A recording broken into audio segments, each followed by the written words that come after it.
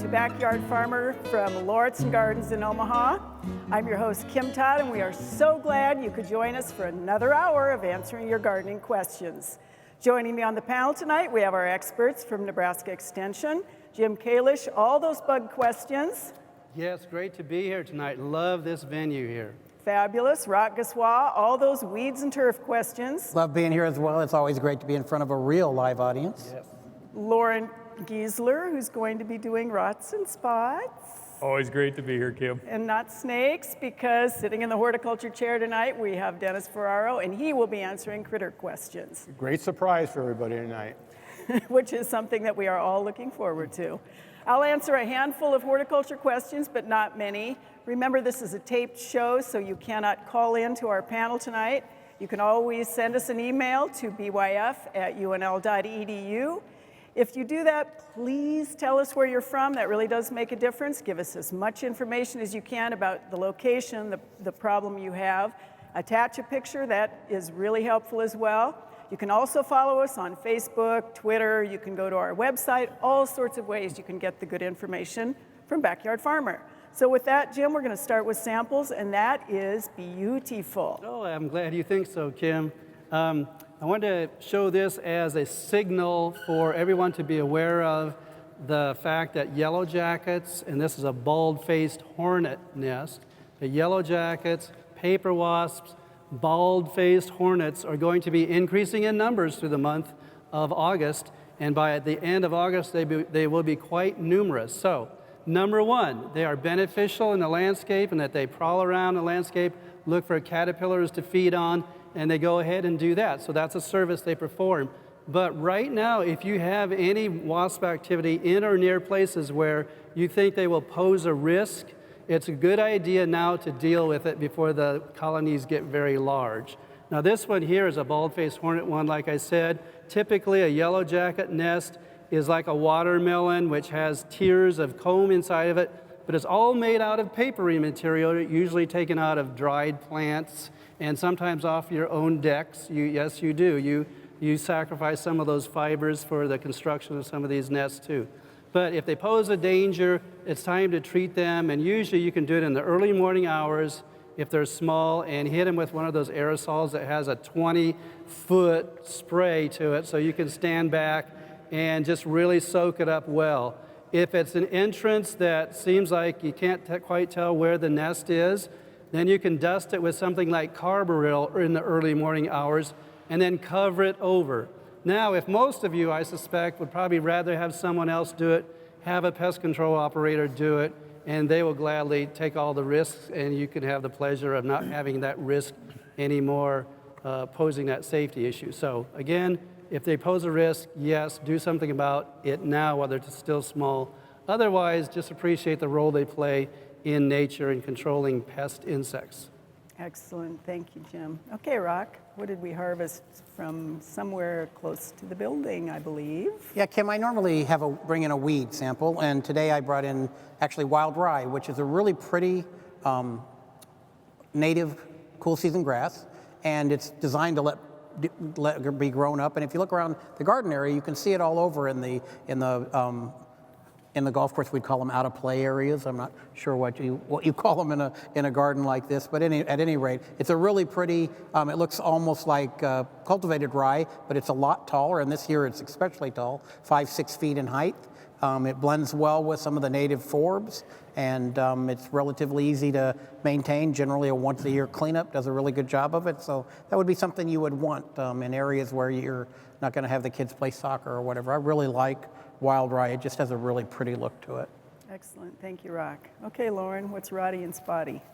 Well, I brought along an oak sample tonight that has oak leaf blister on it, which is a fungal infection that occurs actually very early in the season. This would be related to when we see the leaf blister on plum and some of our stone fruits.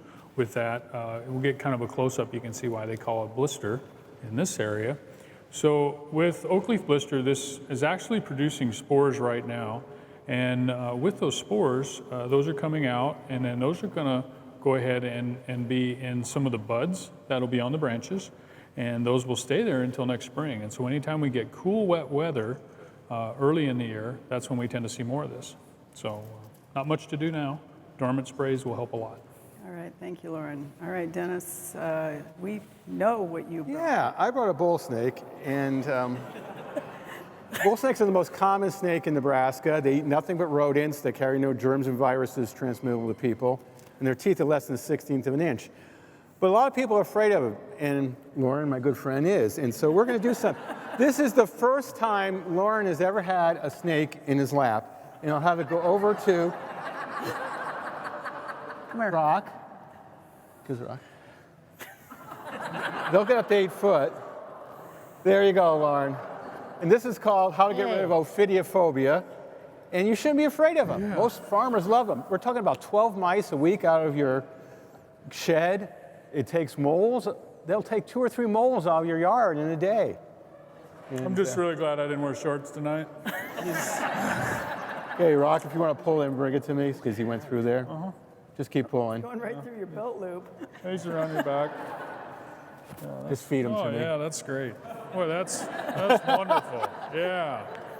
This isn't helping. This isn't helping at all. But again, really nothing to worry about. The most common snake in Nebraska outside of cities and towns. It's the only one that digs its own holes, has an extra scale on its nose. This one is from Saline County.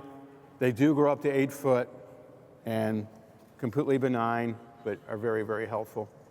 So Nice. there you go. Oh, nicely I did done. it. There we go. So I'm much still for scared. snake phobia. Thank you, Dennis. Thank you, Lauren, for not actually sort of fleeing the stage tonight. That was pretty good. First, right here on Backyard You Farm. can breathe now, Lauren. Take a breath. Take a We're breath. Good. All right, we're going to go to picture questions next, and you get the first one, Jim. And this is actually also a crawling thing. It's slightly smaller than Dennis's snake. A green caterpillar, and they have a nice Swiss Army knife for scale in there. Found it in a 25-year-old privet hedge. They said the entire hedge has been affected, but only the top 6 inches of growth. They want to know if this is the culprit, and if so, what should they do about it? Yeah, that's a good question. I'm glad they kind of divided up into sections where they found the caterpillar here, and that's actually called a great ash sphinx caterpillar. It's a hornworm. You can see the horn on the tip of its abdomen, and the adult looks a lot like one of those hummingbird moths like tomato hornworm is. They're the kind of grayish color, and they hover over flowers at night. So that insect itself is not causing the problem. They usually feed on ash and privet and related types of trees and shrubs, but by no means could that or even several other hornworms like that devastate the privet. So I'm suspecting something else. Possibly thrips going on, possibly something environmental if it's uniform, and so maybe Kim might have a suggestion or two. Nope. Nope, okay. It's privet. You can't kill it. It'll come back. It'll come yeah. back. Okay, it'll come back. Yeah. All right.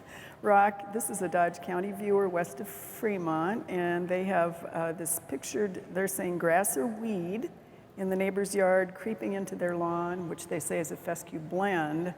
They want to know how they can control the creeping in stuff without killing their own turf. Yeah, and I think what's going on here, Kim, is that they have a neighbor who hasn't put down what we always recommend on backyard as a pre-emergent herbicide, and so it looks like it's creeping in when in fact it's just, that's the edge effect. They probably use one, the neighbor probably doesn't, and then the crabgrass has encroached into their yard. This time of year, it's probably a little bit late in the year to be thinking about spraying it. The temperatures are pretty elevated, and it's really just a revenge spray because when we get into the coolness of in the shorter days, it'll put out seed heads as long as you keep them mowed off, and then you're going to want to use the pre-emergence the next year. But just make sure that along that edge between the 2 property lines, that you stay as close to your property line as you feel comfortable without into your neighbor's yard. Unless your neighbor is okay with you going 6 inches over, they may not want to treat, at least then you can keep it from creep. It does not really creeping, it's just as it produces seed and your neighbor doesn't maintain that part of their yard, it's spewing that seed all over the place. So relatively easy, it was pretty easy to see that that's what had occurred there. All right, thank you, Rock. Okay, Lauren, a little bit more in your wheelhouse. This is a viewer, we don't know where they are, but they have this fungus at the base of their large pin oak. Beautiful, and they say it comes every year. They want to know what it is, and is it harmful or is it beneficial? Well, usually this one, it looks like one that is going to be one of our just normal decay fungi that probably doesn't necessarily mean that you have a disease in the tree, but it could mean that there is some rot in the center of that tree. So anytime we see fruiting structures, even on the bases or on the sides of trees, it's a good idea to assess that to see if it's a hazard tree. So if that tree is anywhere close where it could fall onto something, we'd want to make sure we're assessing that. If you have any openings or maybe some cut branches where you can get into there and maybe push a screwdriver in or something and see if it's soft throughout, it may be an indication of a tree that has been hollowed out. Would be one. And is that the hen of the woods or? I don't think that one is. This time of year is off. Now, it could be just the picture. I can't tell. It looks a lot like what we would say is hen of the woods, or even the other one is the pulipris, which is a sulfur shelf mushroom, which is a different species. But it doesn't look like that in the picture. It looks more like the one that's going to get more woody, and it's a different fungus that's doing that. All right, thank you, Lauren. Dennis, this is a viewer in Fairbury, and they found this critter in their sweet corn patch, and they wonder what it is. It's a Coast gray tree frog, one of the tree frogs in the state, and it's actually doing very well, especially this year. Its range is expanding along the Platte River corridor, and it's been found as far west as Grand Island in North Platte. Eat nothing but insects, fairly common, reproduce in temporary ponds at the end of cornfields many times. So it's eating insects, and just enjoy it. You might find them on your windows if it's close to the house when the lights attract insects. So. All right, thank you, Dennis. Well, a lot of changes have occurred over the past few years here at Lauritzen Gardens. The Marjorie B. Doherty, Conservatory actually opened in 2014 in the fall, 17,000 square feet of incredible beauty under glass, great tropical and gorgeous from the interstate as well as what's inside.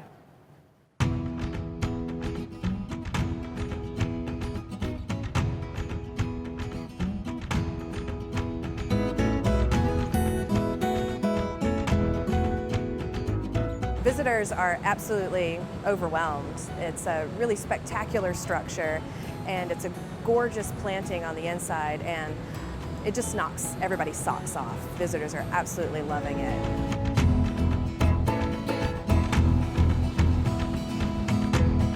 Well, the conservatory is a beautiful landscape, but it's also filled with really cool plants. And we're all plant nerds. We love seeing the jade vine and the lipstick palm and the begonias. And so you can enjoy the entire conservatory as one holistic landscape, but as you visit again and again and again, you'll see new plants and discover new things and start to really appreciate the individual qualities of the plants in the landscape. And things come into bloom, go out of bloom. Right now the agapanthus is blooming in the temperate house, which is something that not a lot of people get to see. It's called lily of the Nile. It's a gorgeous plant. See it now, the blooms are going to fade away and they won't come again until next summer. So there's always something new to see. And even if you've glanced over the plant 1,000 times before, today might be the day when you notice something really special about it.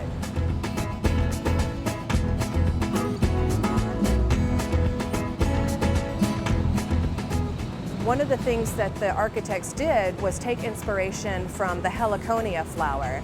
That's also called lobster claw. And the heliconia flower has lapping flower parts.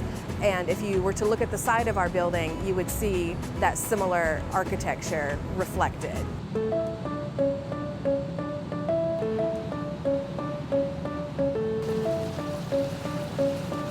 Right now at Lauritzen Gardens, we have a really fun sculpture exhibit. It's called Lauritzen Gardens Gone Wild, and it's a series of about 35 bronze sculptures by an artist named Dan Ostermiller. It's a wonderful exhibit that will go through mid-October, I believe. And the water features in the conservatory are designed to give us a sense of sound. We're trying to hit all those senses, touch, smell, sight, sound, and water is a perfect way to do that.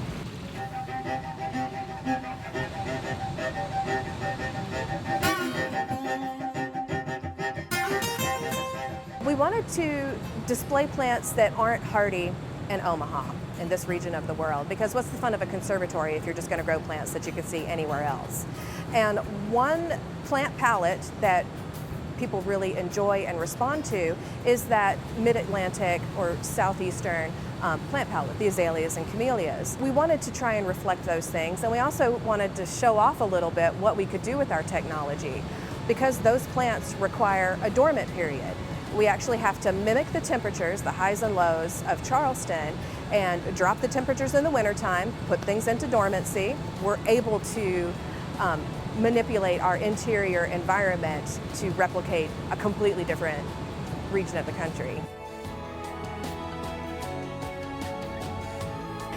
It's all new, and it's a fun adventure, and it can be trying sometimes, but in the end, it's a spectacular place, and I don't think the visitors see any of the challenges, they just see the results.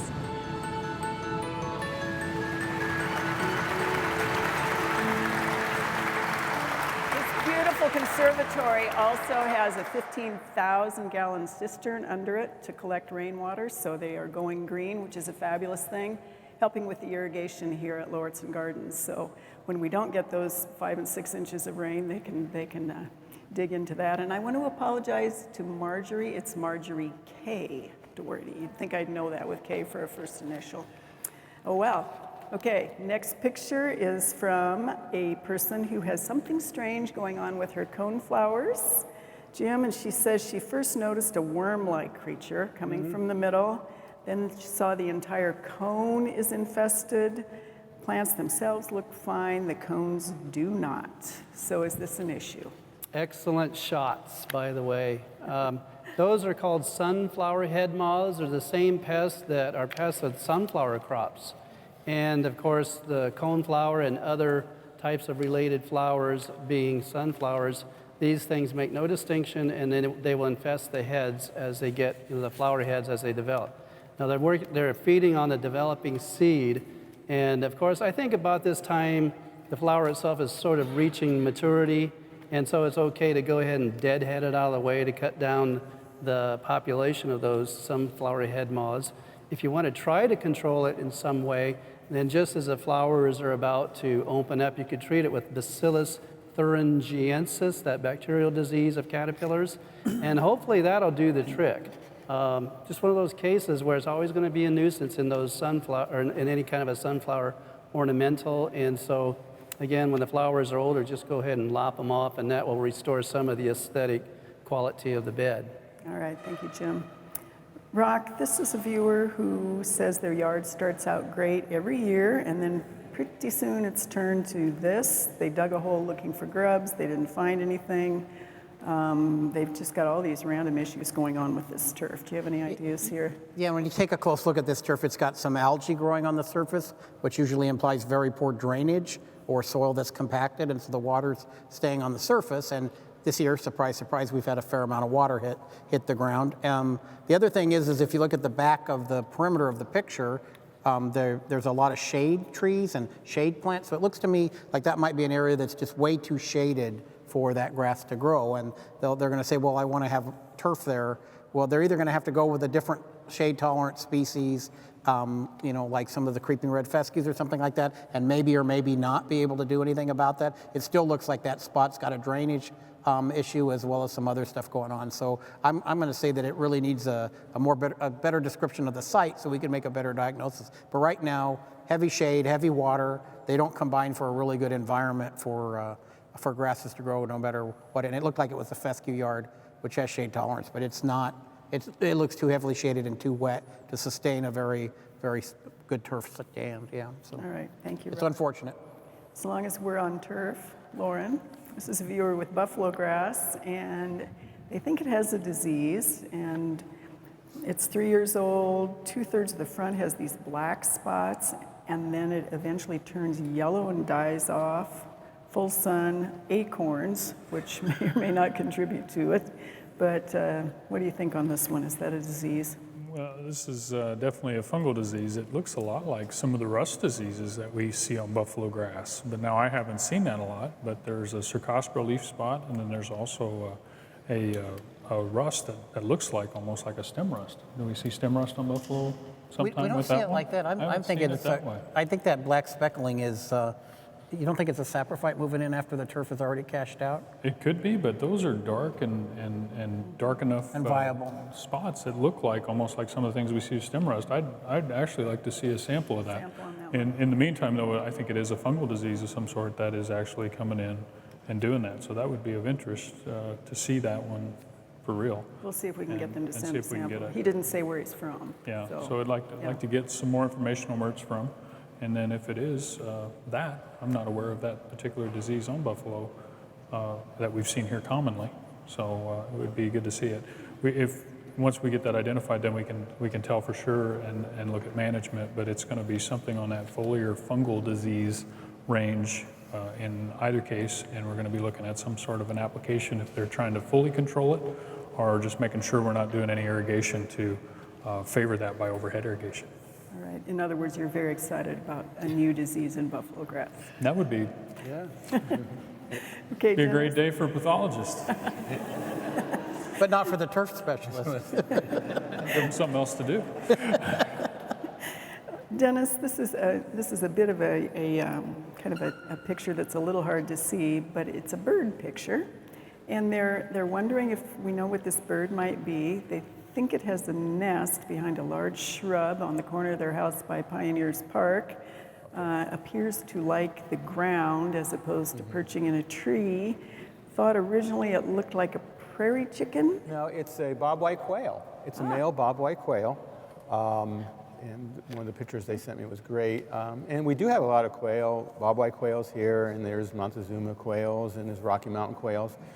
And so the United States has a lot of different quails. We even have Dan quail across the state. But it's a great ground-dwelling bird, and it lives on the ground, and it nothing to worry about. It's eating seed materials, and they are somewhat of a game bird for people at certain times of the year, but just enjoy them. They're not going to hurt anything, and they don't fly that much, even though they can, and they're more of a ground dweller.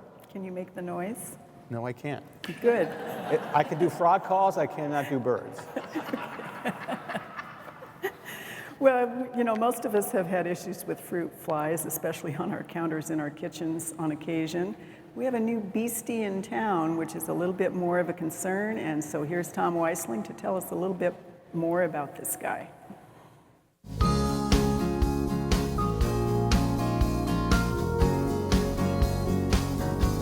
Have you ever noticed when you have a bowl of fruit on your counter that there's all kinds of little insects flying around it? Those are fruit flies. And most fruit flies just hit fruit after it's harvested. Well, there's a new one that was found in Nebraska in 2013 that spread across the state that attacks fruit when it's still growing on the vine. And usually goes after thin-skinned fruit such as berries and cherries, sometimes strawberries as well. And that's called the spotted-winged drosophila.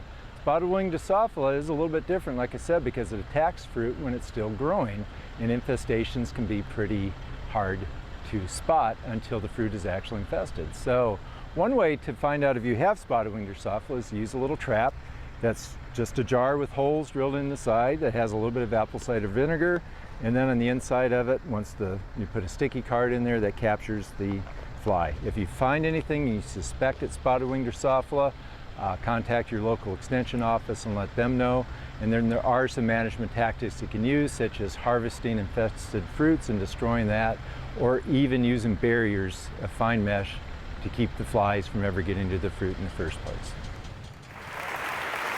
Those traps are really essential to be able to catch the spotted-winged drosophila and keep an eye on it. And I don't know, Jim, this has actually been identified. I think, Lauren, you found this, did you not? Lauren has a distinction of having the first one on record this year. I tell you, what a year for My Nanking cherries. Yeah, Nanking cherries. Yeah. It's unknown how many larvae he actually ingested. We're going to find out if it makes the wine better, too, that way. Protein in the wine. It really is a problem, though, so make sure Yes, trap. by all means, seriously. Yeah. All right. Jim, you get a question from our audience. And this one starts with, will I ever have cucumbers again? Which is squash beetles killing the crop for the last 4 years. They've tried to squish the eggs, do the organic treatment. They win every year. What are we going to suggest? Farmers market? The voice of prophecy here. Say, that is tough. We all battle with it. the fact is, if you resolve to use chemical means, you usually have more success. And so I can't actually get into the commercial aspect of it. But just for the homeowner, you know, squash, the beetles, the cucumber beetles, they fly in and they often carry already the bacterium that transmits bacterial wilt disease of cucumber.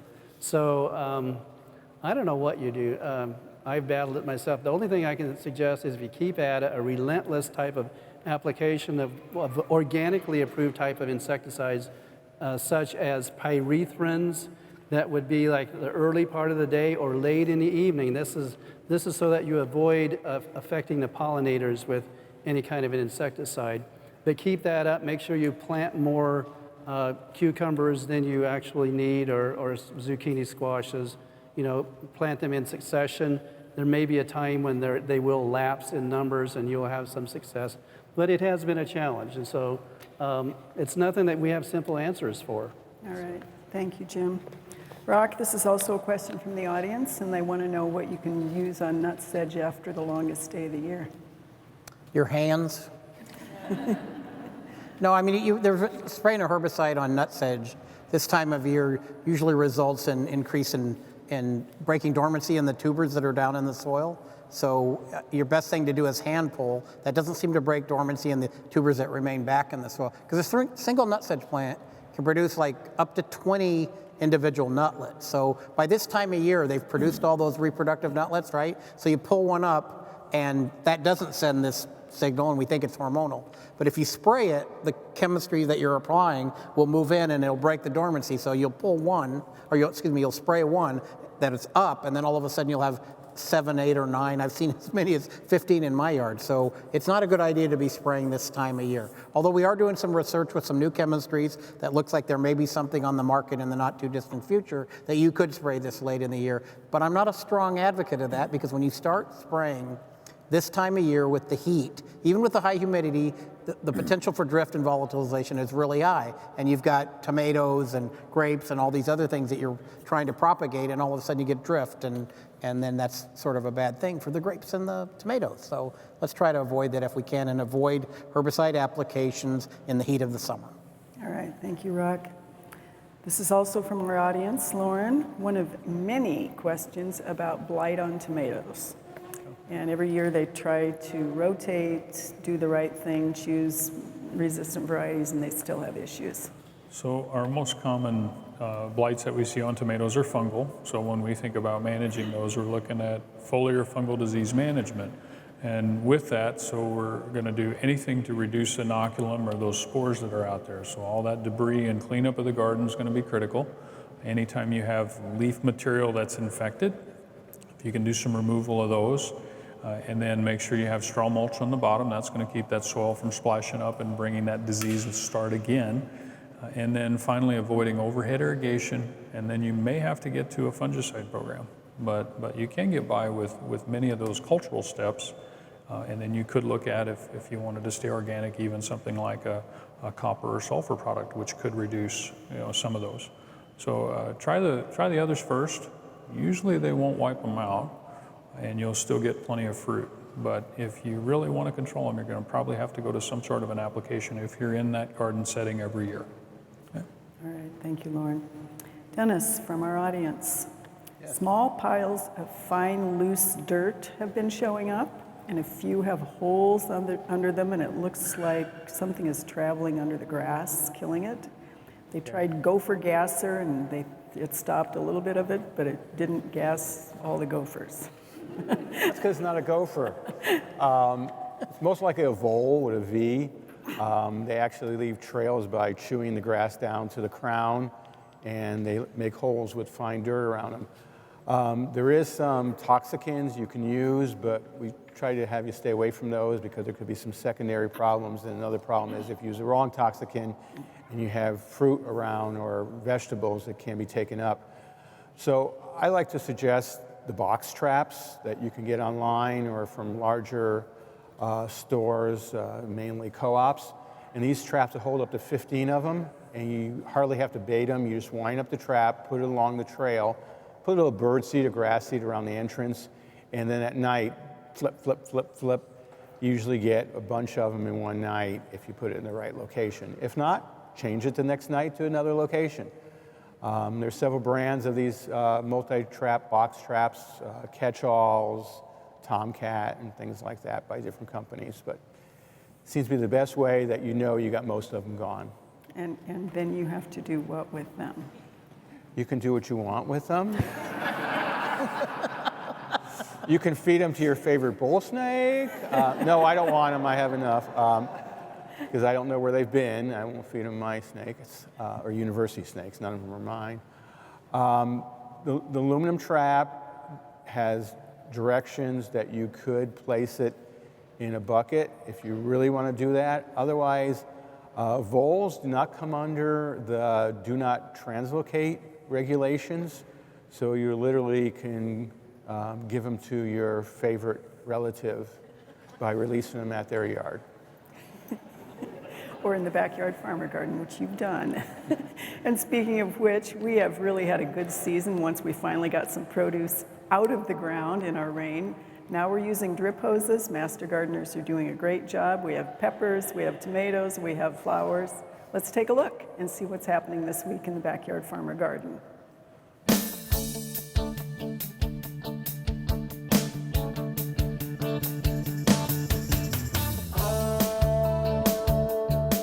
This week in the Backyard Farmer Garden, we're looking at a lot of produce that's just starting to emerge on all of our plants. Remember, we got a lot of this stuff in late because of all of that cool weather and rain that we had earlier in the spring. So we're actually kind of seeing some fruit set a little bit late, but we have lots of peppers and tomatoes coming on. Our small little cherry tomatoes are tasting great in that warm summer afternoon sun, almost like a little piece of candy that's actually good for you. We're also seeing a lot of those flowers looking really good, and we are planting that fall vegetable garden. We're looking at adding another set of green beans so we can extend our green bean season and pick green beans further into the fall. And we're also starting to plan putting all of our cool crops in. So we're looking at the peas, the Brussels sprouts, another set of broccoli, and a lot more of those cool crops to extend our season. So that's what's happening in the Backyard Farmer Garden. We're at beautiful Lauritzen Gardens here in Omaha for Backyard Farmer this evening. Great place to be. We love our audience. Thanks for staying with us. Remember, this is a taped show, so you cannot call us tonight, but you can still send us those emails and we'll try to get those on for a later show. Later on in the program, we're going to be hearing about a wonderful conservation garden effort, including conserving the prairie. But right now, speaking of prairie, we're going to look at some prairie plants for Plants of the Week. So we'll just sort of pretend those didn't get harvested by the parking lot on the way in. But we have this beautiful, one of my absolute favorite wildflowers. The first front one here is bee balm, our native bee balm, Monarda. And it is in the mint family, and you grab and go because it is absolutely covered with those wonderful pollinators, Jim. This is typically the time of year you'll see it blooming in roadside ditches all the way across the plains. And then behind it, we have one of our prairie coneflowers. This, I think, is probably grayhead prairie coneflower. Great ray flowers, aster family, standing tall and strong above those prairie plants. So when in doubt, choose some of these great natives that we might find in the prairie in the great state of Nebraska. All right, so you get the next picture, Jim. And this insect picture is actually a mater plant. This is a Blue Hill, Nebraska viewer. They have put the hole on the stem of the plant so we can see that. Looked great and then went down very fast. So what has happened here with this tomato plant? Okay, I'm attributing that hole to what a caterpillar called the common stalk borer, and it does bore into tomatoes and pepper plants. It also bores into things like marigolds and other plants. Now, what's happened, of course, is that borer just recently did all of its boring injury in that main stem of that particular tomato plant and probably has already exited even, but it has left the plant crippled and unable to sustain the growth it needs and uptake of moisture and the like. So that plant was a victim. Fortunately, you don't really need to look out for any of the other plants because they escaped attack by the common stalk borer. It only has one generation life cycle and it's pretty much over with. So if they aren't showing injury now, they've escaped it. So no concern. Watch for common stalk borer early on when you first transplant those tomatoes into the landscape and they become established. Just watch for those early signs of holes. All right, thank you, Jim. Rock, this is kind of a head scratcher for identification. This is a weed that is described by our viewer as small white flowers, and then the seeds are round burr, and it's about 30 inches high. And we can see the burr, and then... Yeah, Kim, you and I have talked about it, and I flipped it out to a number of other people, and this is Stump the expert. It's really, we have no idea. We've looked it up. We've looked at all the forms we can have. It's obviously, you know, it's a plant with 3 trifoliate leaves and 3 burrs and opposite flowers. That's all we've come up with. So we're going to show it again on a future show when Rock doesn't look like a blooming idiot. No, we couldn't get it. We sent it out to some people and we have not. They sort of looked at it and said, huh? But they didn't know we were going to be on TV tonight either. I think everybody knows but me. And they're doing this on purpose. We are. We're going to post it on Facebook and tweet it as you speak. All right, to you, Lauren. And let's see if you can figure this one out. This is a viewer that has issues with her plum, and it's a fruiting plum. You can see kind of the issues going on. We've had tons of questions on plums and cherries and peaches and pears and apples. And I think many of our stone fruits this year, we're seeing such conducive conditions for brown rot that actually you can get some cankers from brown rot. And some of that is related to that, or it could be some other fungal cankers. But many of these trees where we're seeing large portions of the crown affected and we're losing a large branch or several branches, many of those fungal cankers just because of all the rains and moisture that we've had. We also had some really stressful conditions coming in. So, you know, many of our tree species and things we had problems with coming out in the spring. I think that's added some stress to some of these. And we're seeing now many of them succumb to different cankers. So, right. And not much you can do other a long way to say it's some sort of a canker. Prune it out 3 to 5 inches below the affected area. And that's going to reduce the inoculum for spread. All right. Thank you, Lauren. And I'm going to bet that Rock comes back with some sort of a burr ivy. Burr Name something burr something ivy. Burr snake ivy. Yeah, burr snake ivy. There you go. Okay. Dennis, you get a turf question because this is really our viewer. Actually, she has this light powdery spot in the turf, and then the ground is sinking. They wonder if it's caused by an animal. Okay, Any I'll answer idea? your question, but the picture is The picture is the bobwhite. bobwhite quail. Yeah. So it sounds like, if it's sinking, it sounds like moles. And then maybe something digging after them. And then with all the moisture we're having, the mole tunnel isn't very compacted, and it's probably caving in. So it sounds like moles with an M. There's several different ways. We have a great neb guide that we wrote on mole control. Usually you could, our neb guide talks about using castor oil and surfactant soap and placing about a gallon for every 300 square foot. And that has a 50-50 chance of making it go away. Other than that, there's some products on the market that look like gummy worms that can be used. Follow the directions exactly if you want that to work. Or you can use one of the traps that are available for the mole. All right. Or stay up late and see if you can catch what the critter is, and then deal with it, not kill it, deal with it. Okay, you get the next picture, Jim. This is a viewer that has beetles taking over their rose bushes. And this is, unfortunately, for those of you from Omaha, in Omaha. What is it? Okay, those are Japanese beetles. And I think how many of you out there are familiar with Japanese beetle? Because in the Omaha area, it's been well established for quite a long time. It's become established area in other communities in Nebraska too, especially along the main arterials. So it's one of those pesky insects that we have a tough time dealing with.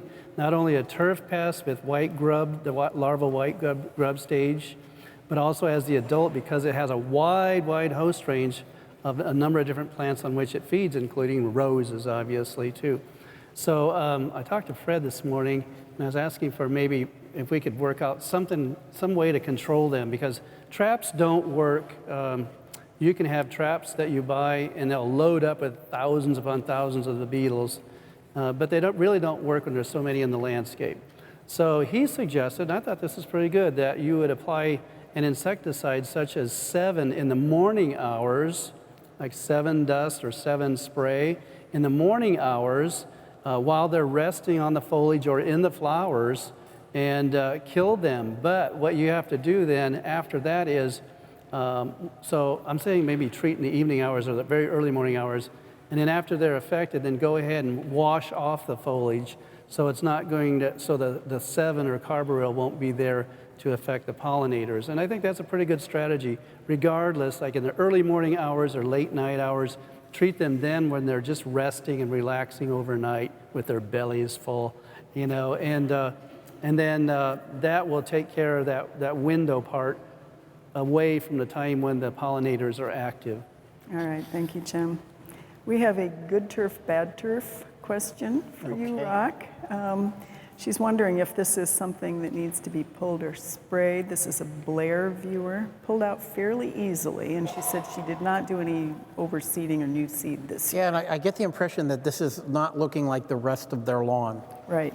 And so if that's the case, but when I look at this close up, it's got a folded leaf blade and a boat-shaped tip, which means Kentucky bluegrass or annual bluegrass. It has 2 fibers of root system to be annual bluegrass. Am I boring you all? Are you all paying attention? There'll be a test later. But so it looked to me like Kentucky bluegrass, which means I think she did say she had a fescue lawn. So it doesn't surprise me that it looks out of place. So she pulled it up, that's fine. Generally, these blends of bluegrass and fescue look okay, unless you get spotty patches of it, like apparently she described. But it came up fairly readily, and she can just toss it in the trash if she doesn't want it. And it's got rhizomes, so it might start to spread a little bit. But I think that fescue lawn probably was established enough that it just sort of is an oddity that somehow some seed from a bird or whatever got dropped into there, and it propagated itself, and off she went. So I'm going to say that's, and I could say she, because there are no males in the Kentucky bluegrass world. They're all females. There we go. They're apomictic, so there are no males. So I could actually say she, see? See? You can do that with insects, you can do that with snakes. You know you could do it with... Snakes have 2. Oh, they're hermaphroditic, aren't they? That's right. No, they're not. They're And not. on that note, Earthworms are. Yeah.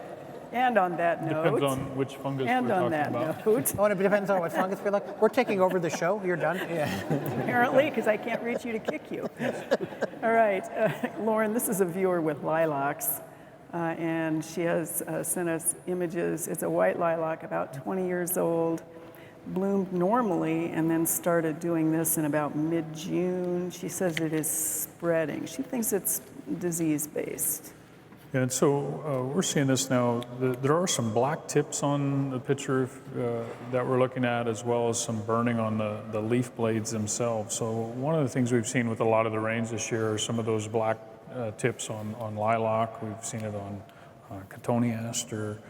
We've seen fire blight on many of our apples, at Bradford pear, all of these. And a lot of this is due to some of the bacterial diseases that we see that are like fire blight. And so pruning and removing any of that tissue, I think, is going to be critical for management. And in that particular case, what I could tell from the pictures, a lot of that was related to that. So I would just really recommend some sanitation with our bacterial diseases. We don't really recommend any treatment for those, but just prune off any twigs that are affected about 7 to 10 inches, because that bacterium can be down further than our fungal diseases. And then just remove it that way and use some sanitation. All right, thank you, Lauren. And is there any difference, though, in pruning timing for the lilac, Kim, that they need to pay attention to for point. flowering next year? Good point. If it were me, I would prune out the disease and not worry about the flowers. Going to compromise otherwise- flowering, but Yeah, otherwise you want to prune within the month after flowering. Good point. Thanks, Lauren. Frog night. This is a viewer who found one on a farm near Hastings. It's the same one. Well, there you go. See, Coast Gray Creek frogs can be gray, they can be brownish, or they can be lime green. And it has nothing to do with the substrate they're on. It just automatically comes from the fact that it's stress and temperature. So it's not a feedback to their vision. So we know that the color changes more with stress than it does with what they're on. But they could be lime green, They could be brownish gray or pure light gray or just a marble gray and green, but that's the same thing. Hyla chrysosceles are gray tree frog. And just to add something to rocks and to bore the audience even more, snakes have ZW, not XY chromosomes, but they do have genders, so it's the female who determines gender, not the male with the snakes. That's awesome. But what I want to know, so And we're all speechless. does the tree frog have a call? Yes, it does. Can you make it? No, I cannot. You just said you did, like 10 I know, I can't do that one as well. I can do some of them, but buy my CD, Frog Calls in Nebraska. I can't do it, but buy I my fed that CD. right to him, didn't I? Through the university, you listen to me, you listen, all 11 frogs and toads are on the CD. Well, Lauritzen Gardens has some absolutely beautiful areas in which you can view nature in all its wonder. One of those is the Conservation Garden, where the goal is to preserve and showcase prairie plants. Here's Conservation Director Jim Locklear to tell us more about this great space.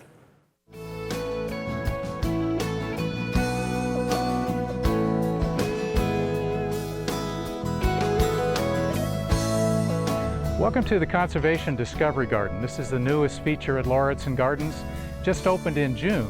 And this is a very special garden where we're depicting different kinds of conservation practices, things like water conservation, natural areas, endangered species conservation.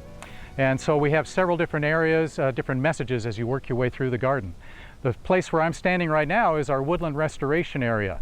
And this is where we're demonstrating the practices of using native plants that are well adapted to the local environment. And so here you see behind me and in front little seedlings of bur oak that we actually grew from seed we collected here on site so that we captured that unique local genetic profile. And around these bur oak seedlings are prairie, and so it'll be something like a savanna when it comes up. We're going to be looking at some other conservation practices that are demonstrated here in the garden. The pond behind me is part of our bioretention system. We have a series of 3 ponds that capture water as it comes off our parking lot up above and then slows it down and filters it. All a part of a process to cleanse storm water as it comes off of pavement, but also to slow it down and let it filter back into the groundwater. And this is a sort of practice similar to rain gardens. It's maybe carried out on a residential scale where we're trying to make better use of the water, cleanse it, and then store it on site. So the water comes through this series of ponds, and the vegetation helps filter out some of the harmful chemicals, and then it's returned to the groundwater cleaner than when it came off the asphalt. Another conservation practice we're demonstrating here is that of rainwater harvesting, which actually is an ancient practice. This is a little more bit of a modern take on it. But the roof system, the gutter system on the roof of this new building, all the water comes off of that and is collected into a cistern, a below ground cistern, stored behind here, and then we are able to use that water to supplement irrigation here in the garden and then in our new conservation greenhouse. This would be like a rain barrel that you might try at home. A couple other features here that you'll find in the Conservation Discovery Garden are our conservation greenhouse, where we're growing plants that we're studying for restoration in the wild, things that are endangered species, also some of the things we're growing here on site. Then we also have a display of sort of little pictures and tastes of Nebraska plant communities like the sand hills and the rocky outcrops out in the western part of the state, where we'll be growing native plants to give people a feel for what those natural plant communities are like and the beauty of them and why they're worth preserving. Not only is Lauritzen Gardens a wonderful place to visit, they're also doing that really important work of preserving our prairie plants, and that is really important work for all sorts of reasons, including insects and snakes, rots and spots. So we have one announcement tonight, and that would be the Lincoln Iris Society is having their rhizome sale on August 1st, and we have a number on the screen for that one. It is iris time for those of you who want to do that transplanting. Cut those fans back, dig them up, throw away all the rotten parts so you don't have iris spores. All right, Jim, you get a question now. This is from our audience. They've been reading about the lack of milkweeds for monarch butterflies and are wondering, is this something that they should be planting? By all means, there's a lot of ornamental milkweeds that can be planted that aren't as aggressive as the wilder types. You know, the honey vine milkweed, I think we all deal with in the garden setting because it is so aggressive and it just envelops everything. But there are the ornamentals that can be fed upon. Even the erect versions aren't that aggressive either, but you can have them more isolated. But there actually are efforts across the state among some conservationist organizations to promote more growth of milkweed plants so that the monarch butterflies, as they move south to north and migrate northward and on their way back, have lots of stations, feeding stations, you might say, to stop at in terms of pollinate the flowers, the nectar from flowers, and then also just enhancing the populations as they deposit their eggs on the milkweed, and you have 2 or 3 generations of monarchs per season in Nebraska. So everyone is conscious of that, I think, and so I'm glad to see those efforts are being made. Excellent, thank you, Jim. Rock, this is a fix for a question that was answered last week by someone else who sat in that chair. So this would be nimblewill. Does not actually die at the first frost. Is this correct? That is correct. The nimblewill is actually a perennial, and perennials come back year after year. I bet a lot of you didn't know that. And so nimblewill is going to require something like tenacity, which is available at probably not most of your garden stores, but if you go to a co-op, you can usually get it. And tenacity will do a really good job against nimblewill. You're right at the edge of the optimal treatment time, because you want to treat it while it's heading. Even if you're mowing it, it would still, we see it in lawns. Probably ought to avoid it in gardens because tenacity has some, can drift onto sensitive broadleaf ornamentals. But in the lawn, tenacity does a great job on nimblewill. And nimblewill is a perennial, not an annual. So the first frost is just going to turn it brown, and then it's going to regrow from its below ground parts. All right, thank you, Rock. I got the correct Bill on that one? You said his name, not me. Okay, Lauren, this is from our audience. Peonies have white spots on all the leaves. They've been treated with a fungicide. They have not improved. Any ideas on that one? Okay, there's a couple things when we see white spots on peony. One thing I think of is maybe even a virus that could have, that could be in peony that would cause it to produce some white blotches and maybe some streaks. So if you see that, we'd be in a situation to rogue it out. If we're not, though, and we're looking at maybe a powdery mildew, which I haven't seen much on peony, though, but it could be, and it could be that you got the wrong mode of action. So I'd actually like to see that one to know which way we're talking. If it looks moldy and it's more like a mildew, sometimes sulfur has more activity than some of the other fungicides on powdery mildew. All right. I try that. Thank you, Lauren. Dennis, this viewer was awakened at night by what they thought was the neighbor's dog barking. And then they discovered that it was an owl. Sounded exactly like a dog barking with 2 minutes of silence, and then it did it again, and they saw it. Any thoughts on a barking owl? It could be a screech. A screech. But it would be a high-pitched screech owl. Depends on what their dog, I mean, if it's a yelpy dog, one of those real not canines, you know, those GMO dogs.